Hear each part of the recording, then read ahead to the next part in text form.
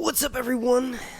Welcome to my season 2, episode 8 breakdown. We got, the normal 5 top moments that I want to talk about. I don't really break down the episode per se. I kind of just talk about my favorite moments and then the bigger mystery, right? So before we do any of that, please do me a massive favor and slap like on this video. Like was going to be 420. Get it? Also, follow me on Twitter. It's _hunts. And also on Instagram, it's _hunts_reviews. Now, the reason why I specifically ask you all to do that is because, yes, it helps my channel grow, right? If I'm bigger on all platforms, it helps my reach increase. But also, I'm trying to interview at least one person from of the cast. Like, obviously, I want to interview Boyd the most, Harold Perrinois, but Victor or anybody from the cast, Sarah, Avery, right? Her name is Avery in real life. Ricky, right? It would just be really cool. So if you do follow me, right, and you follow all of the From accounts, you could help me in every post that they post. Say, hey, how do I get an interview? Because that's what I've been doing. I've been sending the From social media site messages often of how to interview the cast members. The cast members also take over the social media. But let's jump into what will be. Dun, dun, dun. All right. So the first thing I want to talk about is the Beatles. What the hell is happening? The Beatles came out of the dead body. Our boy, we like. All right, so let me hang on. Let me rephrase this. Let me start over. I think, right, and I think a lot of other people in the community think that when you it's kind of confirmed in From that when a person has a dream, right, and they're not actually alive, it's either a warning, right? So for Boyd's case, the ballerina that he thought was trying to kill him is actually showing him that if he puts his blood inside of the creatures will die, right? And then at the end of episode 7, season 2, right, there was a zombie woman that started to drown Elgin in the water. And then, it's obviously a dream. We find out in this episode that he's like, I almost tried to drown in my dreams. And then the junkie girl points it out. It's like, our dreams can hurt us, right? Because in the dream, Tien is cooking. I tried to zoom in. Let me try to zoom in here on this one. To me, right, these look like roaches, right? Because roaches have wings, and very few people, unless you have roaches yourself, realize that roaches can fly. When you stay in a house that's infested with them, you realize that quickly. But anyway, they could be roaches, right? They could be beetles. They could also be like just a fly, right? But the idea is that in a lot of scary movies and a lot of demon stuff, flies show up, and that means it's haunted or demons nearby. In specific, there are. I've never seen The Exorcist all the way through, but I have seen Scary Movie 2. Remember when the priest father comes up and he's taking a crap in the bathroom and all the flies appear on the window, right? That happens in a lot of scary movies. So flies equal death and maybe decaying corpses probably nearby. I think, right, and I could be insanely wrong. I think at the very beginning of the episode, when we see Ricky, or I keep calling him Ricky. Ricky, he is his name. Kenny, right, is having a dream, and the phone rings. I couldn't really hear what the voice was saying, but something about if you stop the tune, that's how you'll stop them, right? So that distorted voice that we hear when Kenny picks up the phone, it's just something, it's kind of helping him out. He's like, yo, who is this? What? Right? And the voice on the other end is just saying like a rhyme. It sounds like he's saying, if you stop the tune, then you will stop them or something like that, right? And then he hangs up the phone. Right? And then he sees that the pot's overboiling. And he goes, what? It's what's going on here, Mama Tien? And Tien goes, they're not done yet, right? So very clearly in this dream, the flies that he's going to see, that Kenny's going to see when he runs into them later on when he goes downstairs to the boiler room with Boyd, right? The flies that he sees rush out of the demon's body. in that dream, his mother's cooking them to eat. He has to consume them. So what I'm getting at here is I think these flies, right? Remember the flies, right when that random dude that runs out of the house with blood all over him, right before he shows up, everybody hears the buzzing, right? Julie, everybody who's around, they hear the buzzing, and then this dude, Boyd, and then this dude comes running out of the house, right? So getting back on track here, I think if they eat these bugs, they'll be immune to the demons in the same way that the demons, when they have the worms in their body, they die, right? Maybe if the humans consume these flies or bugs, whatever the hell they are, I think that's what Kenny's dream was telling him, was like, yo, eat this and you'll be safe for what's about to happen, or what the new type of monster that's coming is, right?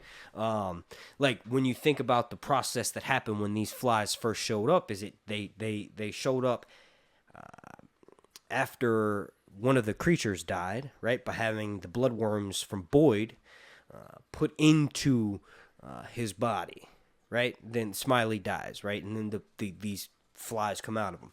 I would assume that the flies are another state of the worms. And I don't know what the next symbiotic stage would be, but the flies and the worms are connected. So I don't know. I've gone too much off the deep end right here. So y'all, let me know. What do you think these little things over here are? What is this? What is that right there? I don't know. And now, speaking of the dude running out screaming, what the hell was happening there? This is obviously, I don't know if it's one of the bus people. Could be one of the original people that were in the town, because that's kind of one of the genius moves that the writers made. Is the cast is so large, we don't know exactly how many people are there. We do know that they mention how often people show up, but they don't have every single person who lives in Fromville in the same scene, so we don't actually know, and it feels like the cast is kind of swapping, or some characters are added that were in the background, but when we find their backstory, they've been in the village for a while, but we just haven't seen them on screen, right, because they've been elsewhere. So anyway, this dude comes running out, and he's like, somebody help me. Bit dramatic. It's in the daytime. Clearly the monsters aren't coming out, but the direction he came from was, I think, where Sarah was tasked with knitting all of the clothes that Donna dropped off. So if I'm assuming this dude come running out is something happened with Sarah. Let me know down below in the comment section if you agree. This is a screen cap from when Ricky shows up, and he's getting Christie's examining the burn on his arm from the dream of the boiling roach that harmed him. But it's just like I think it's the dream's trying to help him anyway, right? But right before this, they mention that they could do something like dip a bullet in bile and shoot the fucking zombie creatures and see what happens from afar, kind of, right? I swear to God, I mentioned that in my last video. Don't believe me, go watch my episode 7 breakdown. And I was like, this, now that they have a way to fight these monsters, this makes the show interesting on another level, because it makes it similar to Buffy the Vampire Slayer, right? I grew up watching that. I still watch it to this day. So yeah, props to myself. Good on me for predicting something that I literally had no idea was going to happen. But they said, we'll dip these bullets in blood, and I said that in my episode 7 breakdown. Props to me. Victor had a sister? Eloise, I think was her name, or Louise, or something like that. Where is she? We'd assume she's dead, but this dude has segmented his memory so much that he completely forgot that he had another sibling. I have 2 younger brothers and a sister. My 2 younger brothers are half brothers. I didn't really grow up with them. They grew up with they were raised by my aunt. My mother's in jail, so that was in Michigan, right? But my dad, for the most part, until I was like 14, raised me and my sister. And there have been several times where my sister has pissed me off to the point where I'm like, hey, bitch. Right? I'm bleeping myself because YouTube is demonetizing my content left and right. Normally, I curse like a goddamn sailor. But there's been times when she's done some annoying ass things, and I kind of just pretend she doesn't exist for the time period that I'm mad at her, right? So potentially, I don't even know why I mentioned that whole thing. Victor is so traumatized that he compartmentalized his memories, and he is completely unaware of them until he looks at the pictures, right? So he knows that he's forgetting, but he also knows that he may need to remember, right? And when Tabitha takes him to the cars, and he opens up the trunk and he finds the drawings from the night of that all this happened, right? And Victor said he's from. Like, he's like, this is my home. So does that mean Victor was living in this place and all this crazy thing happened? I've seen this a few times, but there's people that think that there's a theory that the town was into some occult shit, and part of it was sacrificing babies to monsters. And apparently they stopped doing it. When they stopped doing it, that's when Fromville became what it is today, I guess. I don't know. We don't have enough back history on it, but that is a wild, completely outlandish theory, I think, as of from right now, from my perspective of just watching the show and what we've seen so far. Oh, yeah, by the way, if you would like to support me, this shirt's for sale on my merch site. It's on Teespring. It's a Song of Ice and Fire related. I just noticed, hey, I'm wearing my own merch. Let me give myself a shout out. But anyway, yeah, that theory's kind of out there. I don't know. I don't have enough context to be like, yeah, I can get down with that. What I will say, though, is it insane that I can do what I'm about to do right now and not have the video demonetized, but I can't say a curse word, right? So,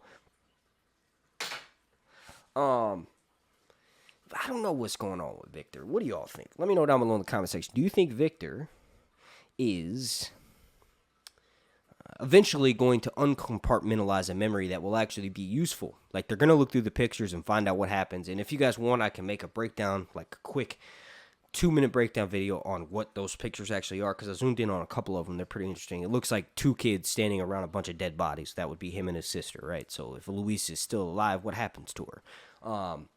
That would be the whole premise of that video. So I just did that video right here for you. What is going on with this dude, Victor? I don't know, man. The actor, I think his name is Scott McCord. He does a pretty good job of having this, like, unsettling nature, right? Because remember, Victor carries a gun, a boomstick in the lunchbox, right? But also he's kind of fidgety and he kind of, like, just stares off sometimes. The actor does that intentionally. Scott McCord, I don't know I've never heard of him until I've seen this show, but I'm not unfamiliar with any of his work, but hopefully this show gets him more work because he plays that character really well. Kind of reminds me of Rorschach, or the dude that wore like the chrome mask in the Watchmen, HBO's Watchmen series. He wasn't Rorschach is, I think, dead in that series, but there's this dude who's a detective. He called Chrome Face or something. He wears like a mask, and his mannerisms kind of remind me of that. It's unsettling a little bit to watch on screen. But yeah, let me know what y'all think. Let me know down below in the comment section. Okay, and then lastly, speaking of which, I right before I started watching this, I was watching Are You Garbage podcast. I'm subscribed to them here on YouTube. They're really funny. You should go watch them. A bunch of Philly boys like myself. So anyway, y'all thought I wasn't going to talk about Randall capturing Kathy Bates, aka Donna, right? Like, what in the He was talking to her, and he's like, I think we got off on the wrong foot. And Donna, who's this hardcore, brash individual, the entirety of the show, somehow seemingly lets down her defenses. You know why? Because she's a woman. I'm just kidding. I'm just kidding. I swear to God, I'm joking. No, she did that because she's a kind, caring person. And leaders, people who lead groups of people, do things like that. They have to be empathetic at times. Otherwise, they aren't going to be put in a leadership role for long, right? You kind of got to be someone that most people can look up to, and then you embody all these different sides of stuff, and you're a caring, compassionate individual, but you're also a hard ass, right? That means you're a good leader. So that's what Donna did. She was a good leader in these moments. But anyway, looks like Randall hit her upside the head and tied her to a tree. And then Jim walks up and he's like, all right, let's get some answers. The angle that they set the camera up, where he comes in with a knife and then he hits the tree, right? And he starts like scraping it out. Kind of, I was like, is he going to, for like a very split second, I was like, is he going to kill Donna? And then, the tree shows up, right?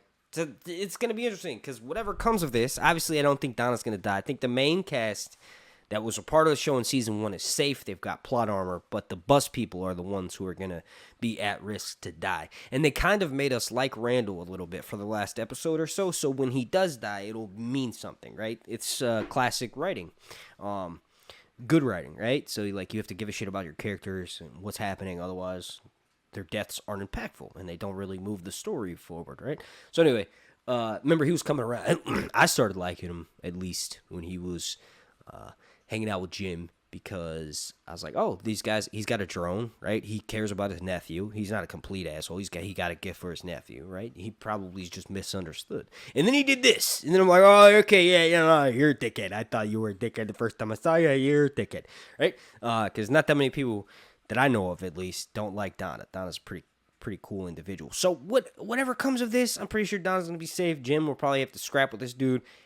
Jim may get stabbed. And remember, episode 9 and 10 are the last two, and those are usually like cliffhanger type episodes. So Jim may end the season stabbed, but that would be like the third or fourth time that Jim got hurt. Remember, when he first shows up in Fromville, he survived the van flipping multiple times, then he got crushed by a house, and then if he's about to get stabbed by Randall, that's a little bit much. So maybe the writer should tuck that back, and maybe someone else should show up and help, or maybe they get stuck out there at nighttime and the creatures kill Randall, and Donna and Jim are able to get away. I don't know. Let me know what you all think down below in the comment section. I want to thank you all so much for watching this. Please do me a massive favor, right? One thing, if you enjoyed this video, just do me one thing. Slap a like on it, because it really helps out my content. Also, I have a Patreon. There's a few videos recently that will be here on YouTube, but haven't been, and they've been on Patreon. And also, there's about 40 episodes of audio and video, right, for a Song of Ice and Fire podcast called Leaks and Lore, and it's only available on Patreon. So consider checking that out if you want to take it a step further. But if not, please just slap a like on this video and then subscribe. The show's already been greenlit for season 3, and I plan on covering it. So yeah, along that, which is my catchphrase from Song of Ice and Fire. But for this one, I say que sera.